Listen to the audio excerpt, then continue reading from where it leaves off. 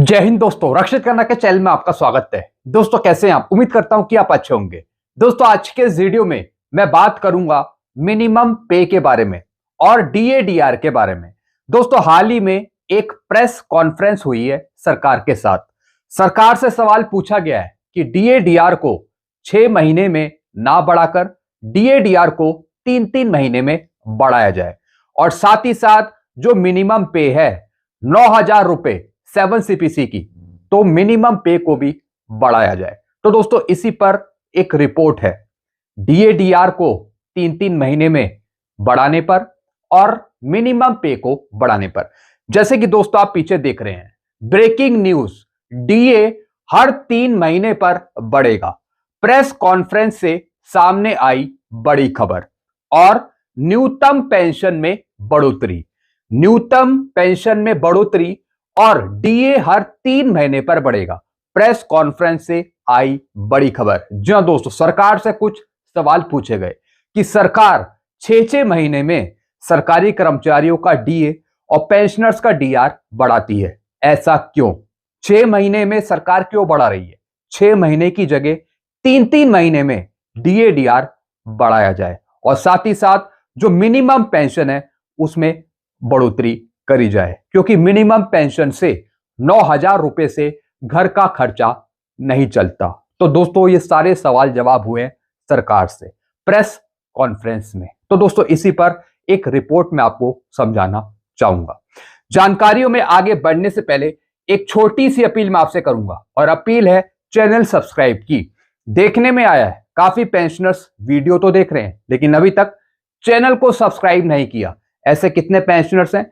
सिर्फ 34%। तो दोस्तों मैं आपसे अपील करता हूं, जितने पेंशनर्स ने अभी तक चैनल को सब्सक्राइब नहीं किया वो पेंशनर्स फटाफट सबसे पहले चैनल को सब्सक्राइब कर लीजिए ताकि आपको बेहतरीन जानकारियां, सटीक जानकारियां मिल पाए।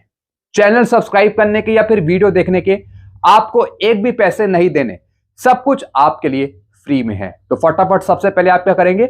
चैनल को सब्सक्राइब। चैनल का नाम है रक्षित खन्ना। चलते हैं दोस्तों इस रिपोर्ट को समझते हैं। जैसे कि लिखा हुआ है डीए हर 3 महीने पर बढ़ेगा। प्रेस कॉन्फ्रेंस से सामने आई बड़ी खबर, साथ ही साथ न्यूनतम पेंशन में बढ़ोतरी। क्या है दोस्तों पूरी रिपोर्ट विस्तार से समझते हैं। हाल ही में आयोजित एक प्रेस कॉन्फ्रेंस के दौरान मीडिया प्रतिनिधियों ने डीए और न्यूनतम पेंशन को लेकर केंद्र सरकार से यह महत्वपूर्ण सवाल किया। जी हां दोस्तों, हाल ही में एक प्रेस कॉन्फ्रेंस हुई है जिसमें मीडिया कर्मियों ने सरकार से कुछ सवाल पूछे हैं डीए/डीआर के बारे में और न्यूनतम पेंशन बढ़ोतरी के बारे में। क्या सरकार न्यूनतम पेंशन की राशि बढ़ाने पर विचार कर रही है जबकि पेंशन बजट लगातार बढ़ रहा है? इसके साथ ही पूछा कि वर्ष 2024-25 के दौरान केंद्र सरकार ने पेंशनरों और उनके परिवारों पर कितना खर्च किया है, कितना खर्च किया है। जी हां दोस्तों, यानी ये बात कर रहे हैं 24-25 फाइनेंशियल ईयर की, क्योंकि अभी 25-26 फाइनेंशियल ईयर खत्म नहीं हुआ है। तो दोस्तों कुछ सवाल पूछे गए हैं डीए/डीआर के बारे में या फिर पेंशन बजट के बारे में। कितना सरकार ने खर्चा किया है पेंशनर्स पे या फिर फैमिली पेंशनर्स पे, चाहे वो सिविल के हो या फिर वो डिफेंस पेंशनर्स हो। अब दोस्तों आगे क्या लिखा है, इस सवाल के जवाब में कार्मिक, लोक शिकायत और पेंशन राज्य मंत्री डॉक्टर जितेंद्र सिंह ने जो जानकारी साझा की है उसने मौजूदा पेंशन व्यवस्था की वास्तविक स्थिति को स्पष्ट कर दिया है। जी हां दोस्तों, जो पेंशन राज्य मंत्री हैं डॉक्टर जितेंद्र सिंह, उन्होंने भी कुछ सवालों के जवाब दिए हैं। अब आगे क्या लिखा है, आंकड़े जो चौंकाते हैं, 44.81 लाख पेंशन भोगी और 2.41 लाख करोड़ से अधिक व्यय, यानी टोटल एक्सपेंडिचर है 2.41 लाख करोड़। अब दोस्तों कुछ आंकड़े हैं जो मैं आपको समझाना चाहूंगा। प्रेस कॉन्फ्रेंस में प्रस्तुत जानकारी के अनुसार वर्ष 24-25 के दौरान केंद्र सरकार ने निम्नलिखित विभागों के पेंशनर्स और उनके परिवारों पर इतना खर्च किया है। जी हां दोस्तों, अब दोस्तों टोटल एक्सपेंडिचर बताया है कि कितना खर्चा किया है सरकार ने आप पर। अब दोस्तों नीचे देखिए, अब दोस्तों ये कुछ विभाग हैं, डिपार्टमेंट हैं, जैसे कि सबसे पहला है यहां पे सिविल, कुल पेंशन भोगी हैं सिविल में 7,80,509। कितने पारिवारिक पेंशन भोगी हैं, फैमिली पेंशनर कितने हैं? 3,61,476। कुल व्यय टोटल एक्सपेंडिचर कितना खर्चा आया? 40,811.28 करोड़। जी हां दोस्तों, 40,811 करोड़ के आसपास एक्सपेंडिचर है, खर्चा है जो सरकार ने किया है सिविल पेंशनर्स के लिए। फिर दोस्तों अगर मैं बात करूं डिफेंस के लिए, डिफेंस के लिए सरकार ने कितना खर्चा किया है? जो डिफेंस के पेंशन भोगी हैं, कितना है दोस्तों पेंशन भोगी? 23,31,388। और जिसमें फैमिली पेंशनर हैं 8,35,043, यानी 30 लाख से ऊपर। टोटल खर्चा कितना किया सरकार ने? 1,25,269, 1,25,269 करोड़। इतना सरकार ने खर्चा किया है डिफेंस पेंशनर्स के लिए, इंक्लूडिंग फैमिली पेंशनर्स। फिर दोस्तों दूरसंचार टेलीकम्युनिकेशन के लिए कितने पेंशनर्स हैं टोटल? 3,17,992। फैमिली पेंशनर है 1,20,766। कितना खर्चा किया है? 12,448 करोड़। फिर रेलवे में कितने हैं पेंशनर्स? 8,56,058। फैमिली पेंशनर कितने हैं? 6,69,710। टोटल खर्चा किया 55,034 करोड़। ऐसे डाक विभाग में कितने पेंशनर्स हैं? 1,95,298। फैमिली पेंशनर कितने हैं? 1,06,467। टोटल खर्चा किया 8,214 करोड़। यानी दोस्तों अब तक का अगर हम टोटल खर्चा देखें सभी विभागों के पेंशनर्स को मिला के, फैमिली पेंशनर्स को मिला के, तो सरकार ने खर्चा किया है 2.41777 करोड़। जी हां दोस्तों, यानी 2.41 करोड़ आप बोल सकते हैं। तो दोस्तों ये कुछ आंकड़े थे जो मैंने आपको समझाए। ये आंकड़े केंद्रीय पेंशन लेखा कार्यालय, रक्षा लेखा महानियंत्रक, रेलवे बोर्ड, डाक एवं दूरसंचार विभाग से संकलित किए गए हैं। जी हां दोस्तों, जो ये आंकड़े दिखाए गए हैं, बताए गए हैं, ये अलग अलग विभागों से आंकड़े ये लिए गए हैं। अब दोस्तों आगे क्या लिखा है? न्यूनतम पेंशन पर सरकार का रुख क्या है? जी हां दोस्तों, अब सरकार क्या कहती है न्यूनतम पेंशन बढ़ाने के लिए? वर्तमान न्यूनतम पेंशन है 9,000 रुपए। पारिवारिक पेंशन भी इतनी ही दी जाती है 7 CPC के अनुसार। क्या यह बढ़ेगी? नहीं। प्रेस कॉन्फ्रेंस में स्पष्ट रूप से बताया है कि फिलहाल इसे बढ़ाने का कोई प्रस्ताव विचाराधीन नहीं है। जी हां दोस्तों, सरकार ने पेंशन राज्य मंत्री डॉक्टर जितेंद्र सिंह ने कहा कि फिलहाल न्यूनतम पेंशन को अभी नहीं बढ़ाया जा सकता, ऐसा कोई विचाराधीन नहीं। फिर क्या लिखा है? मूल्य समायोजन कैसे होता है? केवल महंगाई राहत DNS रिलीफ के जरिए समय समय पर संशोधन किया जाता है। पेंशन राज्य मंत्री ने बताया कि बेसिक पेंशन तो चेंज नहीं होगी, लेकिन टोटल पेंशन चेंज हो जाएगी, क्योंकि सरकार DADR में वृद्धि कर रही है। DADR जो आपका बढ़ रहा है उस वजह से आपकी टोटल पेंशन बढ़ रही है, लेकिन बेसिक पेंशन फिलहाल सरकार चेंज नहीं करेगी। फिर क्या लिखा है? क्या पेंशन भोगियों के लिए यह चिंता की बात है? जी हां, 9,000 रुपए प्रति माह की न्यूनतम पेंशन में जीवन यापन करना आज की महंगाई में अत्यंत कठिन है, विशेषकर जब सरकार स्वयं स्वीकारती है। जी हां दोस्तों 9,000 रुपए से आजकल कुछ नहीं होता। आजकल की महंगाई को देखते हुए एक परिवार अपना परिवार कैसे चलाएगा 9,000 की बेसिक पेंशन पर? 9,000 से आजकल कुछ नहीं होता।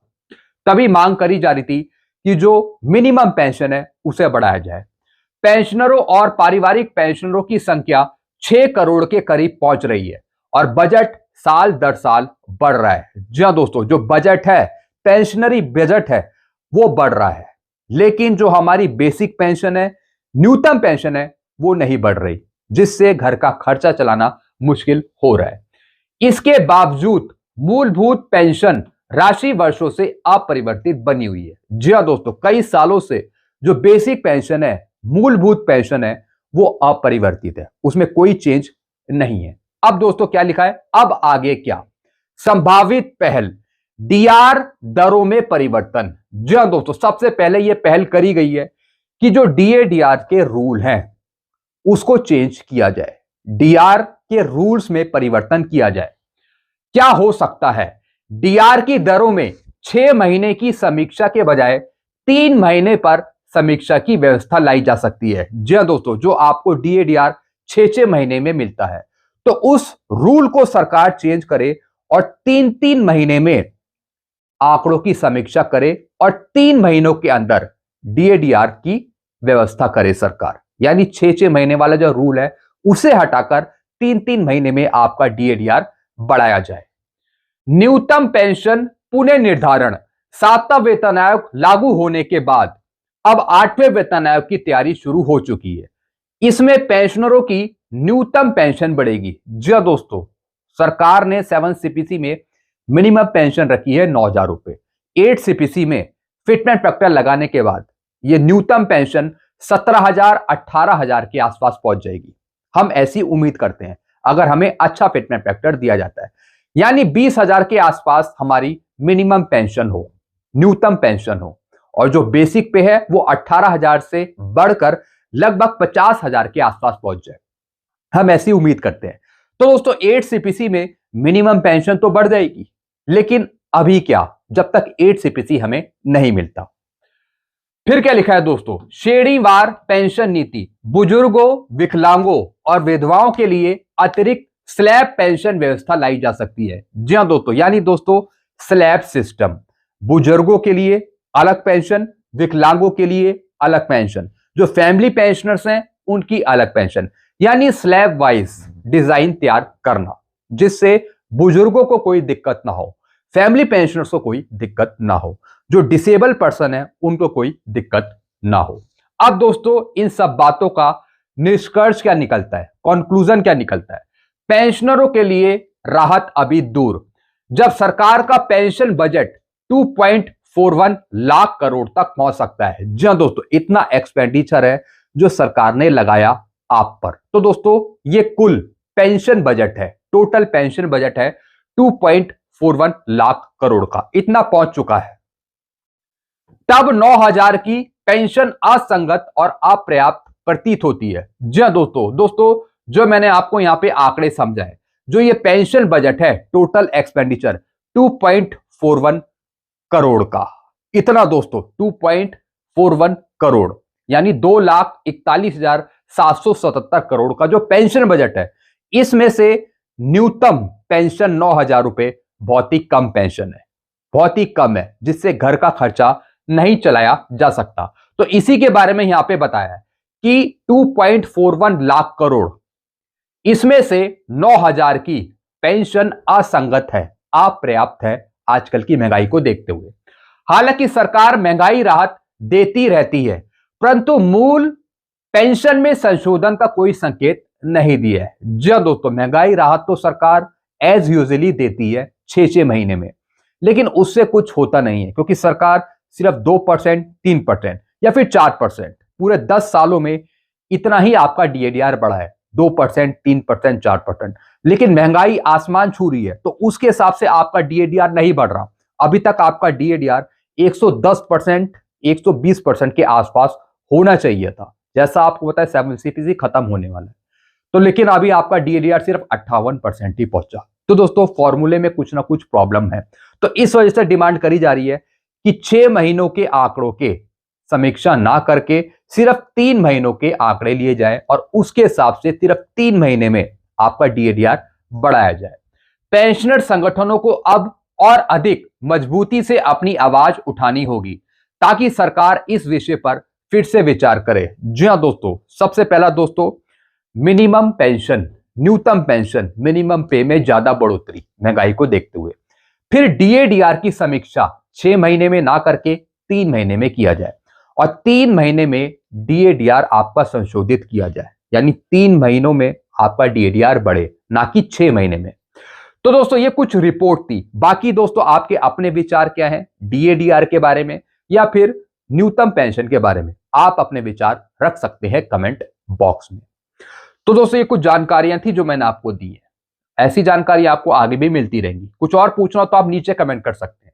तब तक के लिए दोस्तों मैं वीडियो को ये खत्म करता हूं। चैनल को आप सब्सक्राइब कर लीजिए और वीडियो को शेयर करना मत भूलिएगा। चैनल का नाम है Rakshit Khanna. Thank you so much.